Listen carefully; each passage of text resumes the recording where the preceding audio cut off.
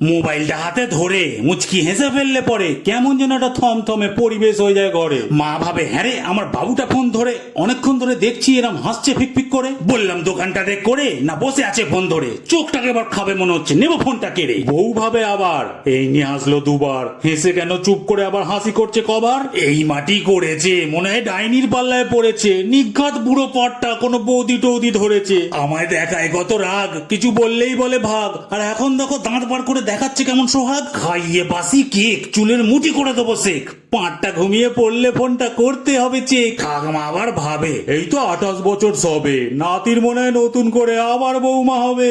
একটা সাজবে পান, একটা শোনাবে গান, আর একটা হলে ভালো হতো খুঁচিয়ে দিত কান। ভাবে আবার দাদু, আমার নাতি তো সাধু, এরম ভাবে হাসছে কেন, কেউ করেছে গালা জাদু। আসলে আমি এখন দিয়ে দেখছি মন, ঋতুপর্ণা শঙ্খের জায়গাকে লাগিয়ে দিয়েছে লরির হর্ন। বাবা পিছু পিছু হাসছে মাথাটা করে নিচু, বাবাই তো রিলটা ফরওয়ার্ড করেছে, তাই ভাবছে না গো কিছু।